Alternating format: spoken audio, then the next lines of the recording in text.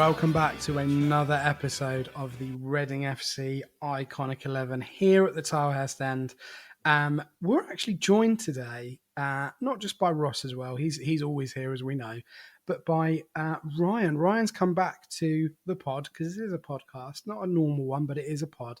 And as we've said in the last two episodes, Ross went first, myself second. This was actually Ryan's brainchild. This was conjured up sort of, mid to late season that we've just experienced, and what an experience that was. And he suggests that we pick our Iconic 11, and that's what we're doing. So, Ryan, how are you? I'm doing well, Ben. I'm doing well. I'm excited for this. I've been thinking about this for a while, and I say I've been thinking about this for a while. I've just been thinking of all the memories. And my team doesn't really work tactically, as we've been talking about, but it's a good team, and I'm really looking forward to this. So thanks for having me on. Fair enough. Yeah, no worries at all. Well, do you know what we've seen your team? Ross has seen your team. Ross, welcome back. I don't want to say Thank welcome you. back. You're always here. You've experienced what Ryan's going to say. Have you got lots of questions about certain players that you definitely want to ask him? I've certainly got people set aside that I need to hear more about. Yes, and I've got some thoughts on the tactical makeup as well. But hey, this is vibes the series, and this is vibes the 11 here. So get ready, listeners. Okay, right. Well, before we do that, before we get right into Ryan's team, big thanks as always to ZCZ Films, sponsor us for this show and every other show that we've done this season, and hopefully continue to do so in the future. But also big thanks to you guys for being with us in this off season, this very, very long, tiresome, boring, tedious off season we're currently experiencing on the countdown to August the 10th when our season starts again. We're going to talk about yesteryear, and we're going to talk about some of Ryan's favourites from his time in watching the club. So we're going to get into that right after this break. Keep up to date with all things Reading FC. Follow the Tilehurst End on Facebook and Twitter. This podcast is proudly sponsored by ZCZ Films. Remember, if you want to get involved in sponsoring the show, drop us an email to thetilehurstend@gmail.com. Right, welcome back to the Tilehurst End Iconic 11 of Reading FC players. Ryan, we're going to go department by department, but before we do that, for the benefit of Ross and literally no one else, because I don't think anyone else cares, what formation have you gone with? I've gone for a very attacking 3-4-3, and also just before we get started as well, I just want to add a little caveat to this. There is only one sort of 106. He wasn't a massive part in it, but there's only one 106 player in the entire team. And the reason for this is because, believe it or not, listeners, I'm only 21. I started watching Reading when I was 6, so in about 2009. I was too young for the 106 team, and I was very young during McDermott's promotion year, but I have memories of people scoring goals. So if you're wondering where your Kevin Doyles are, Steve Sidwells, I never actually saw them play. But you know what? I did look at it and I said to Ross, why has he picked all the recent players? And then I realised that you were basically half my age. So that made me feel physically sick. So that was good. That was really nice. So, yeah, it is a good team. So 2009 he started. Okay. Yeah, 2009. Brendan Rodgers. 2-0 lost to Middlesbrough was my first game. Oh, yeah, there's a start to things. Jeez. Life didn't get much better very soon before that, did it? Okay, right. So we're gonna go department by department. So let's go with your goalkeeper, your GK first of all. So in goal, I've got the Oman international, big Ali Al Habsi. Mostly because, and I will die on this hill, he got us to that playoff final. There were so many performances that year where he just pulled out some outrageous saves. There's a compilation that I'm sure people would have seen him around on Reading Twitter, a guy called Ed Riding, where he put together a compilation of Al Habsi saves from 15-16 and 16-17 season. And some of the saves he pulled off was absolutely ridiculous. The penalty save against Chris Martin in the Fulham home game. I think it was a penalty save away at Huddersfield. And one save that, just for a bit of context as well, as a kid I was a goalie as well. There was a save at Bristol City at home. I rewatched it today just to make sure it was Bristol City, where he saved the shot from their attacker. I'm not sure who it was, and he's managed to parry it. It's probably more luck than judgment, but he's managed to parry it back onto the striker, and it went over the bar. There were so many times that year that we rode our luck. Sheffield Wednesday away again, backs against the wall for most of the game. He pretty much carried us through that game, and a lot of my teams themed around sort of memories and sort of things that I remember from the last 15 years or so that I've been supporting Reading. And for me, one of my memories that stick in my mind was the playoff final, even though it went so badly in 16-17. I remember Al Habsi saving Michael Heffler's penalty. And for that moment, I was like, right, that's it, the curse is done. I remember jumping up, and just the feeling it gave me was like, yes, I know we went on to lose it, so technically it meant nothing. But for me, that sheer probably 30 seconds of just pure jubilation was enough to put him in this team. And he was just a very good shot stopper who we missed the second season. Yeah, no, to make that Yapstam team work, and certainly it stops working after a season. But to make that Yapstam team work, obviously, it required a really good goalkeeper.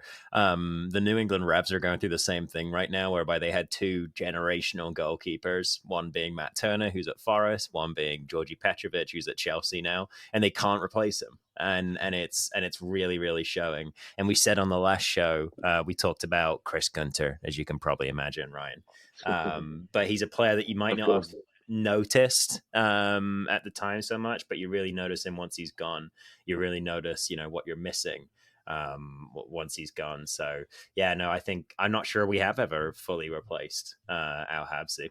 The drop off from Al Habsi to Manone was extreme, like completely extreme. And yes, Al Habsi wasn't the best with his feet at times. We know that, but his shot stopping. I wasn't massively into like your data at the time, but his XGA prevented. I would have loved to have seen that, because I've got a feeling it was just astronomical. Because that man won us points single handedly. Pardon the pun, being a goalie.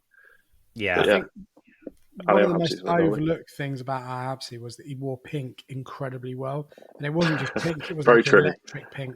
Yeah, he wore that really well. Every color, color he had.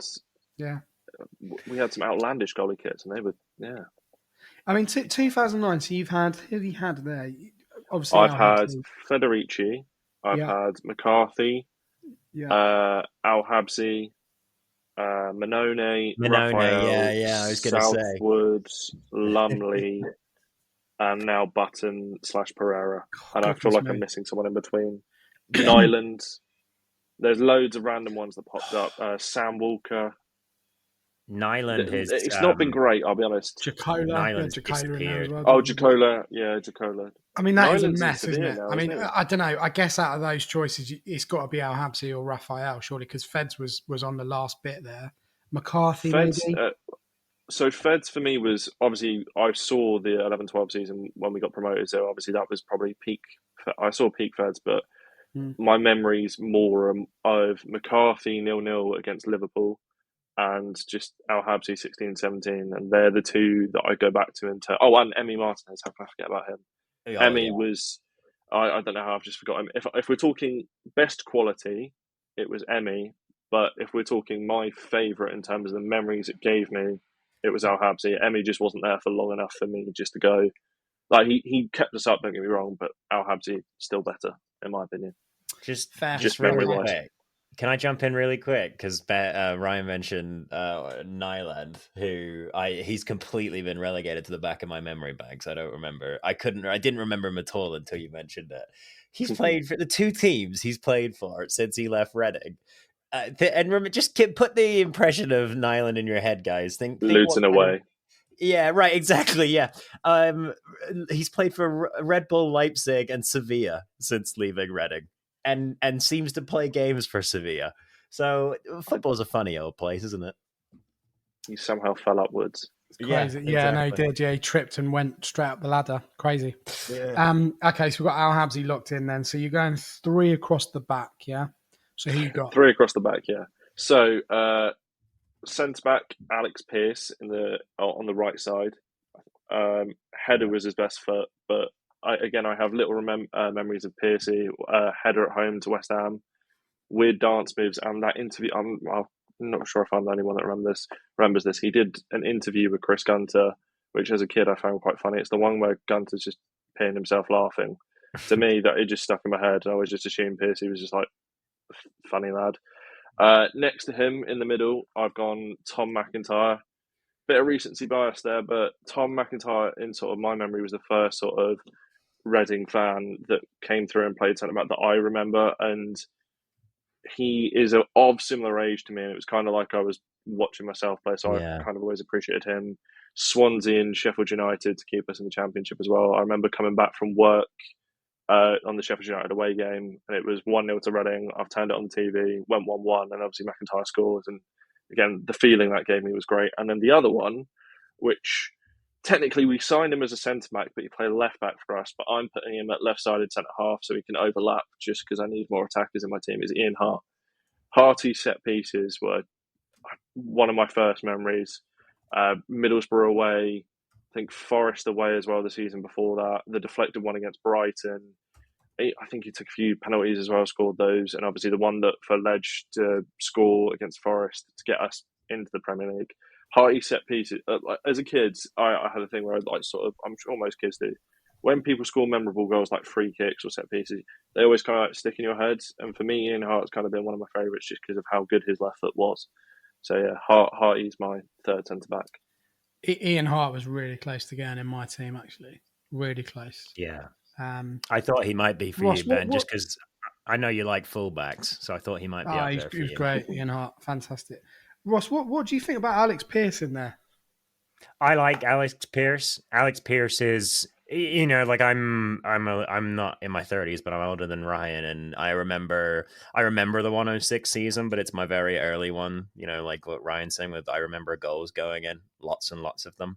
But I remember the season when we got promoted with Joby more, and I remember sort of the build up seasons too to that. That was kind of when I started going to like nearly every game for the first time. So Alex Pearce is kind of like he is the Ingemarson or Sonko in my head, and he got very close to my team for sure, but Tyler Bindon and Matt Miazga are just too funny not to include, really. So, I do love Alex Pearce. Funny dance moves, funnier celebration too. Rubbish celebration.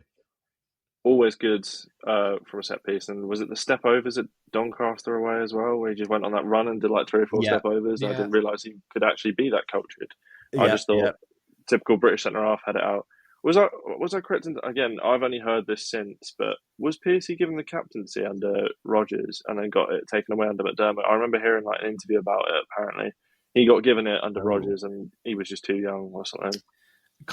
Rodgers really liked him, and to be fair, like he had a bit of a baptism of fire because that Brendan Rodgers team was it was just a mess, really. Like there was a lot of youth in that team, and there was very little direction. Experience. I think from Rodgers and actually, I think looking back on that, it stood them in good stead. You talk about Jem Karachan in that team, obviously Alex Pearce as well. So there was all those players, and I think it really kind of grounded them and actually was made them kick on a little bit, really. So there was kind of there was foundations for success there. It was just potentially the right manager, but at the absolute wrong time. Tried to change too much too quickly. I kind of get why Alex Pearce for you in that time frame would be in there, because he did weigh in with goals and he was fairly no nonsense, really. Let's talk about. He was my first memory of a centre half. There you go.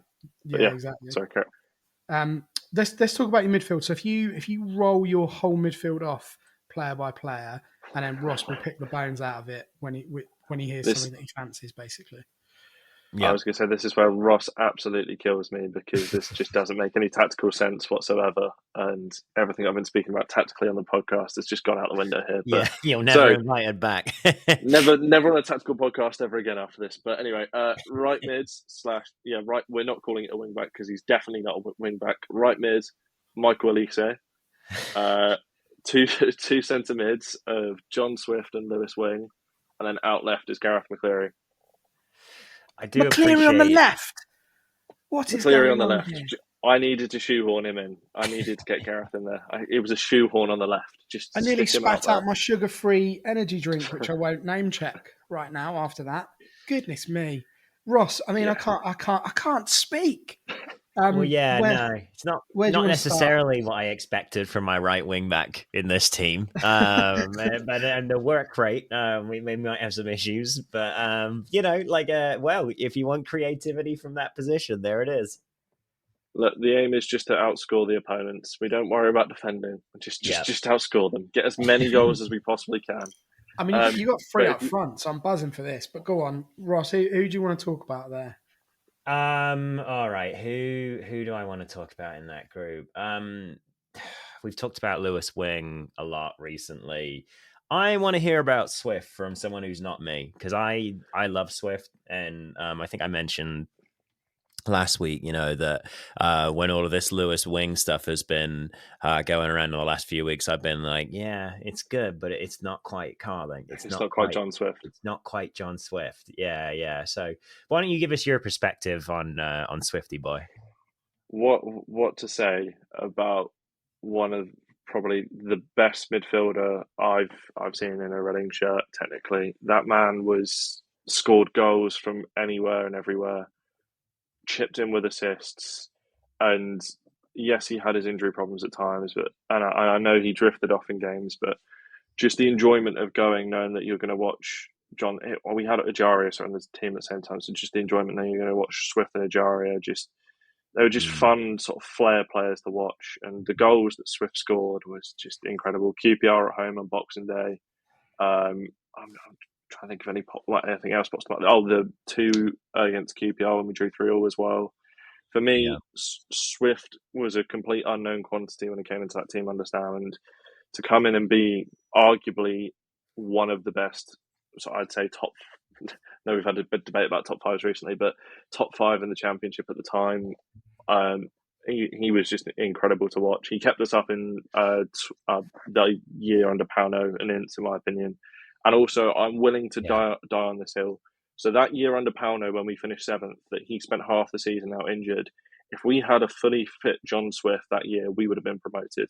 Because if you look at how good that team was, and it didn't have Swift, who had probably the best season of his career the season before that, and the best season of his career the season after that as well, you have a fully fit John Swift on that team. I think at the very minimum, we're in the playoffs, and I think we might even get promoted with Swift. He was just incredible. Yeah, I would agree with that. I don't know if I think in the first series, Pauno was my go-to. It was my manager pick, and I just think that I completely agree. If Swift was fit that whole season, I mean, we would have at least kept our grip on a playoff place.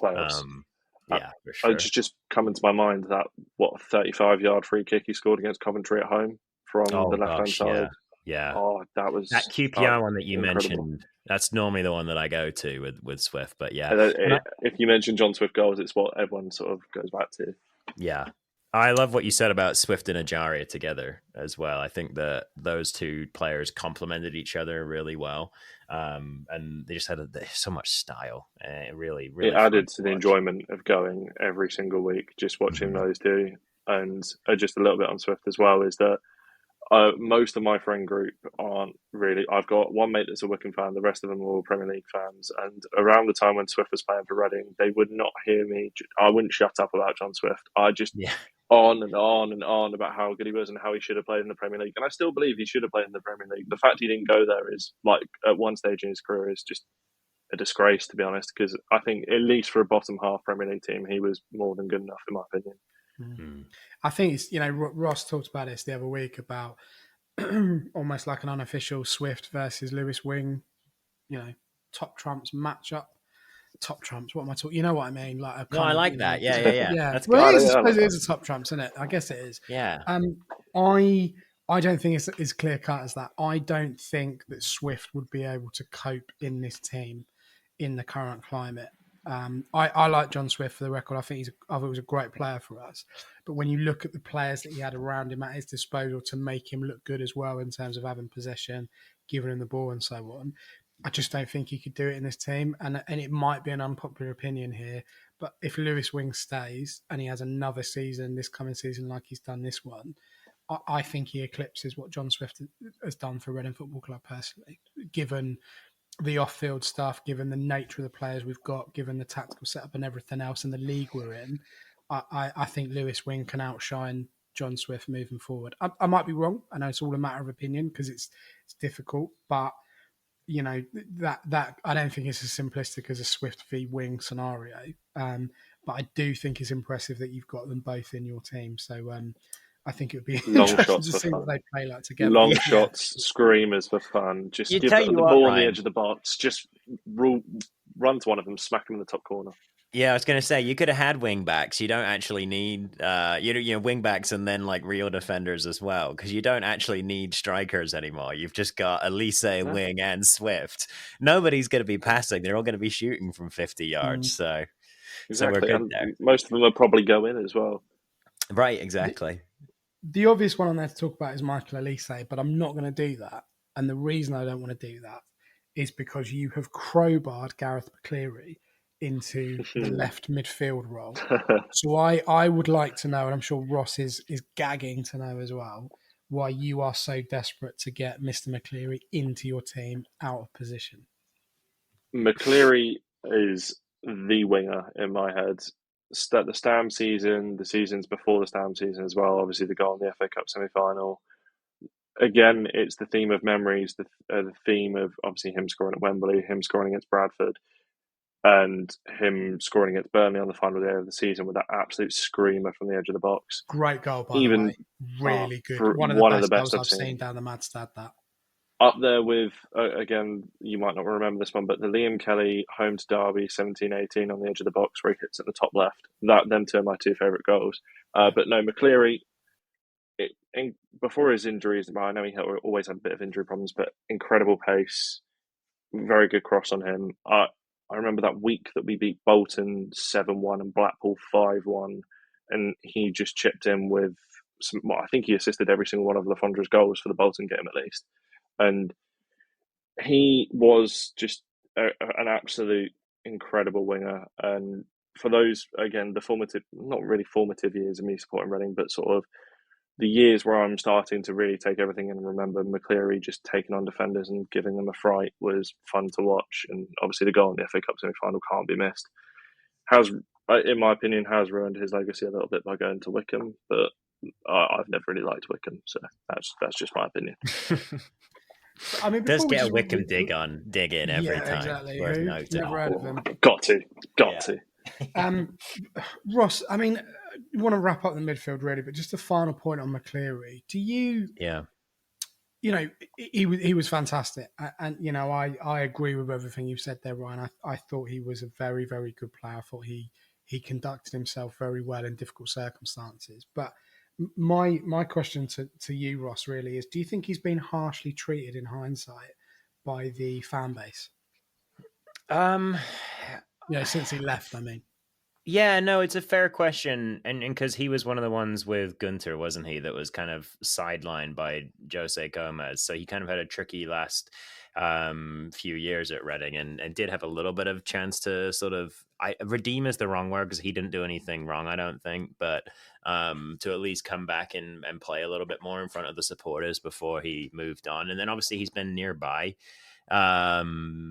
And he plays for Ryan's favorite team now, so I think that's been part of the frustration with him, if there is some. But I think that a lot of those guys that are so associated with the Premier League season under McDermott and then Adkins are just not tainted by that, but they come under that sort of like, yeah, no, it is a bit tainted, I suppose. It's a bad word, but they come under that sort of like shadow of this is the downward swing of Reading in the last decade rather than the sort of positive upward swing that had been going for a long time before that. I think that's kind of the Premier League season is almost, when things changed and hopefully we're now at the nadir of how badly they changed after that. But yeah, I think that a few of those players from that era have not perhaps gotten the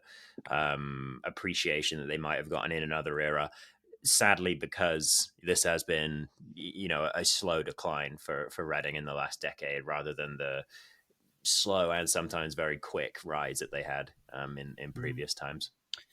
Well, I mean, he did a lot behind the scenes as well. We did a lot for community trust, did a lot for the community, went to a lot of schools locally, and I know other players did it, but for me, people I talk to in the club, they're always very highly spoken of, or speak very highly of Gareth McCleary. And I think it's not just what you do on the pitch, it's the legacy that you leave off it. And for me, he certainly did that in a very difficult time. Well, I mean, it's all difficult at the moment for Reading Football Club, but, that COVID season and just the way that he'd been treated previously, he could have down tools, but actually he kind of kept going. And, for me, it was model professional at that time. So, good player, good bloke.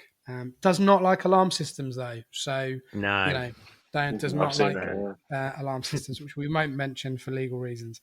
But anyway, if you want more of that, check out his X profile and his tweets on that. So quite hilarious, really. Let's move on to your forward men, if you like, Ryan. What have you got? You got 3 up front, haven't you? 3 up front, yep. So it can be in any order they like. So Adam Lafondra, Shane Long, and controversially, Lucas João. Nice. Lucas João.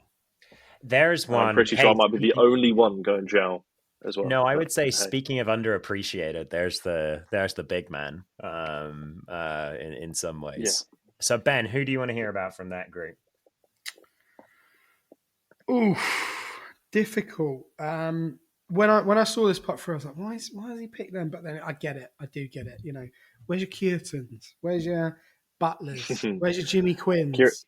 Sorry, who? I think Cureton left before I was born. Yeah. Where's your Trevor Morleys? That's what I'm asking. What is that? Okay. Well, yeah, exactly. Who do I want to talk about? I want to hear about. Lucas. Yeah, I want to hear about João. Let's hear about João. Because very controversial player, obviously. One of the things that I hated hearing so much from the people around me is, it just doesn't work hard, And yeah, at times, like, his attitude probably wasn't the best. I mean, we know what happened with Hunt towards the end of João's time. But in that Paunovic season, for 6 months, Lucas João, for me, he was incredible. I made the Sports Brentford as well, and obviously Brentford won the champ at the time. I was willing to die on the hill that Lucas João was better than Ivan Toney, which now looking at it, absolutely daft, completely stupid. Never should have made that argument. He still reminds me of that today, especially when Toney scored his goal for England the other month as well. And I got, João's still better, is he? Where is he at the moment? Oh, he's in China. Right, but no, João, the way he used his body, his 6'4" frame, his strength, he loved to do that weird thing where he sort of like his turns and his ball rolls. The way you would turn defenders, just incredible. I remember Bournemouth at home on the Friday night, 1-3-1, I want to say. He was incredible that night. 4-2 win away at Blackburn, where he does that, where he dribbles and then he just... The ball's not really even out of his body. He just kind of flicks his foot and it just goes in the bottom right-hand corner. He was just dynamite. Absolute. Wickham at home as well. I think he bodied Anthony Stewart and then puts it in the bottom left. Yeah. There's goals like that, and even under Pauno, I didn't realise in the second season when obviously Pauno got sacked. I didn't realise this. I think João won Player of the Month in the Championship for the February, which I was like, I don't remember that at all. But thinking on it, he was still very good that season as well. Obviously, not last season, season before he wasn't at his best, but I mean, no one really was. And again, just in terms of memories, I've only really had 2 seasons where I can say I fully remember every single moment, and I can fully they were a good team that. It's harsh to say on them, but were a good team that year, and that was Stam and Pauno for 6 months of the season. Obviously, 11-12, I was there. I was at games. It was a season to go that year, but being 8 years old, what do you really remember? For João is sort of the star man of that team, the Pauno team in my eyes. He is again, it's going back to that thing of Ajara and Swift. I enjoyed watching João play, and it might be controversial because I know some Reading fans aren't his biggest fan, but yeah. Do you know what killed him, Ryan? It was that miss at Barnsley that killed him. Yeah. Oh, He was that's never that. Do you know what? You could just see almost like the confidence evaporate from his body, and I he completely was forgot never about the that. same player after that. I know he chipped in with a few guys here and there, but that just killed him. Yeah. And to be honest, I think it killed that team really, because that goes in. It's a different ball game, different result, Yeah, and do Barnsley get I in the think we go playoffs? up. I honestly think we go up, but that. Horrendous. And ironically, on the day we're recording this, as in right now, you probably listen to this in maybe even a week's time, I don't know. But Lucas João scored for his club. He plays for Salal in Qatar, and they lost in the He's Emir moved Cup, again. the quarter final of the Emir Cup. He scored today. He's actually doing all right this season. I think he scored like 10 goals or something. Yeah, he scored. No, sorry, what am I talking about? He's played 10 games. He scored. What am I doing? He's played 10 games. He scored 3 goals and he's got 2 assists. That's not a bad return, Right. is it? Out of 10 games. He should be able to age like a fine wine, because he didn't really move much, when he was younger. So, it's not like he's going to lose his mobility or anything like that. But I think he is good to celebrate for sure. I think that, and Ryan, I think you picked out the right games with Blackburn and, what was the other one? Bournemouth, which I think really was the peak, sitting Bournemouth. Steve Cook down on his bottom, and having us kind of, really crack on. Believe we're going up. Yeah, fantastic goal.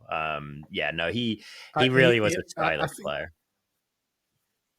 He also gave us one of the most iconic photos in recent times of him sat with the sunglasses and the Father Christmas hat and the Reading FC dressing gown and the slippers on. I was remember that. Just amazing, that photo. Loved that photo. No, that one is great. He will split opinions. That's what all Colt players do. For the record, I liked him. I thought he was a good player in spells, but it was the right time for him to leave the club and start again. I think he kind of soured with the fan base is the wrong phrase maybe, but it just wasn't going anywhere positive at that time. So yeah, I get it. Do you know what kind of speaks to me? Last thing I'll say on Lucas João to his legacy in inverted commas at Reading is that he got effectively just like frozen out of the squad by Paul Ince for for a whole season, and Reading fans I think were like, what are you doing, when you've got an asset like that? But I don't think that they were, tell me if I'm wrong, I don't think the Reading fans were like crying out for him to come back into the team like he was the guy who was going to solve everything. I think you're right. I don't and think they wanted Carroll instead. Yeah. Right, exactly. And considering how many goals, he had scored in a recent season, I think that kind of speaks to the controversy that surrounds him sometimes. Amazing Instagram stories, though. So, Yeah. But he, in that team, in that kind of Paul Ince team, he was never going to fit because he wasn't workhorse. He wasn't doing the ugly stuff off the ball. He wasn't doing the ugly stuff on the ball. He wasn't smash mouth enough for that team. So it was never going to work. I don't know what could have been, I guess. But honestly, I think that goal at Barnsley goes in, and I think we go up. Honestly, do so. Sliding doors moment anyway. Ross, who do you want to talk about? You got a choice: Shane Long or Alf? I think. I have a feeling Alf will come later in the series, even though. Well, let's see where we get to with your. I want to hear about Shane Long because I know that Ryan has an affinity for Shane Long. So, let's hear about that. So when you hear sort of kids that support big clubs, I'm not saying Reading aren't a big club, but you know what I mean, top 6 clubs, and you hear them talk about your Rooneys when you're growing up, your Drogba's, your Harry Kanes, Van Persies, people like that. Mine was Shane Long.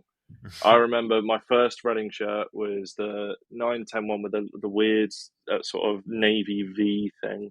Had the Coca-Cola badges on the arms. By the way, bring back the Coca-Cola sponsorship. Brilliant. Coca-Cola Championship, and it had the long 9 on the back. And I remember him obviously scoring at Anfield in the replay. My mum actually let me stay up to watch that game as well, and that was for me mind blown. Obviously, you see him score the header. And also a weird memory I have of Long as well. Doncaster away that season in the Waitrose kit, where he scores a backwards header.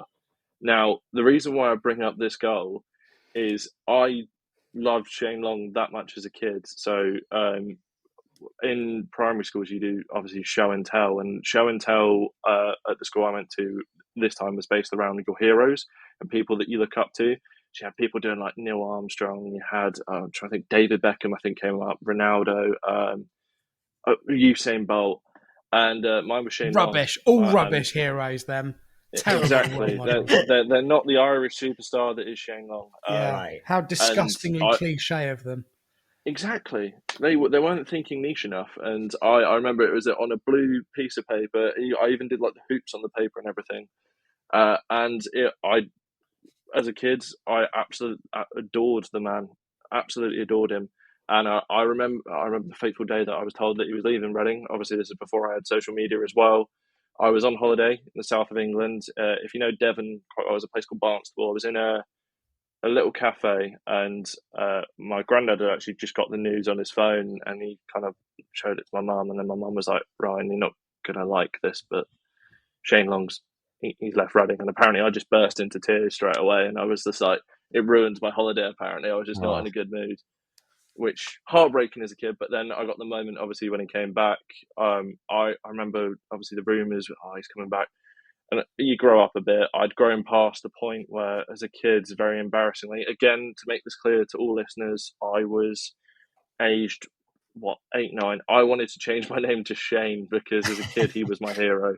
That was Nice. kind of my mindset. So when he came back, I was in Portugal, and I remember we were going down from Porto to Lisbon on this coach. Hold on. When you came back, you mean you weren't camped out on the riverside of the Oracle? No, unfortunately, no. I'm not quite a big enough fan for that, I'm afraid. Goodness me. And I was buzzing to him. I'm going, you might be coming back. And obviously, I see the video, and I remember I was just like, and then I was going on and on about it. And then my mate, who's a United fan, Ammon, he went to me, this is just like your version of Ronaldo coming back to Man United, but it's Shane Long going back to Reading, and it's just sad and embarrassing. And I was just like, shut up, no, that's not the point. And he's still the only Reading player, I'd say, if I met a Reading player now at the big age of 21, I wouldn't get starstruck anymore. But he's the only one that I think I'd be a bit like, hi Shane. That's the only one. The rest of them I'm fine with. But for me, he was my Cristiano Ronaldo as a kid, which is big praise for Shane Long, I know. And I didn't even mention Cardiff away. Well, do you know what I was going to say? You want to talk about Shane Long goals. You want to talk about the first goal Cardiff away in the playoffs. I mean, goodness me. And the fact that he kind of didn't celebrate and then he kind of did. And that was a great goal. That was a great night, I have to say, all around. That was a supreme performance from that team. Joby McAnuff was on fire that day as well. So, yeah. The commentary from that game as well sticks in my head as well, with the Bywater races from goal and Long hooks it back in, and the McAnuff one where it's like, McAnuff can clinch in now. Yeah. You know, when people say like the Aguero, all those moments, sod that, we've got those. We've got a playoff semi-final at Cardiff. Even on his return, I know Long wasn't great on his return at all, and that's being nice. But to get a goal, which was a penalty against Cardiff, and a goal in the third round of the FA Cup, for nostalgia reasons, I'll take that. Like, fair play. Well, this is going to make me feel even older, but if you'd have told me the last time I saw Shane Long, the next time I'd see him, he'd be scoring a goal and my son would be with me, I'd be like, shut up. But that did happen. That genuinely did happen. So, yeah, it was a full circle moment. Something I think is interesting is the almost like the little those two Irish strikers that we mentioned in episode 1 and episode 3 now, Long and Doyle. I think it's interesting looking at, Ryan's in his early 20s and I'm in my late 20s, and for me that player, like I could just insert Kevin Doyle into basically everything that Ryan's just saying apart from the return, and it's the same thing for me. Like, he's the player that he's my original guy. Like, when everyone was watching Ronaldo, I was watching Kevin Doyle, back when we were in the Premier League. And I just think it's interesting. And you're 100% right. That Coca-Cola sponsorship was class, man. That's an era, beautiful champ era right there. Manish and Coca-Cola sponsorship. That was a good time. And obviously, just quickly, can I just touch on the Thunder as well? The Thunder as well, kind of similarly followed on from that. And obviously, the goals, Southampton away on the Friday night, the 2 goals to get us promoted. Again, I was on holiday. my grandparents didn't take me to that one, which looking back on it, I kind of wish I was there, but I don't know how much of it I would have remembered. I remember being in sort of, I think I was in a pub, and we had some Southampton fans sat right behind us, and they were all being all earthy and everything. And obviously, 1-1, Lafondra scores twice. And I remember just feeling I was really happy at the time, not really understanding fully what it meant. But looking back, it's one of those that in retrospect, you're like, wow, that's a moment. And obviously, Chelsea the next season where he scores the 2 goals to get a point. Honestly, trying to explain to people that from my point of view, that when Reading get a draw against Chelsea, like that's a big result, and it's like something that stick in my head. It might sound sad to people, but I still say to some of my Chelsea mates, I drew 2-2 with you. Fondra scored twice. Newcastle as well, Newcastle away. And it got like Leeds at home. I can keep bringing it up. The 2 hat-tricks in a week by Bolton and Blackpool. Just, again, goals that have stuck in my head. And him and Long obviously being the 2 original 9s that just, just love them both. How old were you at the with that Southampton away game that you're talking about? How old were you then? Yeah, I was. So that was 2012. I was 9 years old. I would have just turned 9. You would have been squashed in that away. I've never seen a away move like it. Honestly, it was chaos. Really? Yeah, it was. I've seen the videos of the atmosphere and everything. I'm just like, I was in the. Now that I'm obviously 21, I'm like, I wish I was there. I was in the home end, really close. Ooh. Yeah, I've seen the home fan. I was in the home end, really close to the Reading fans, and I remember, like, my entire internal. I don't think my soul has ever been less connected to my body. In the time where I was desperately trying to keep everything calm. That's not a type of game I want to be in the home end for. That. Yeah, no, exactly. for sure. I just got this image of like Ross hovering over himself.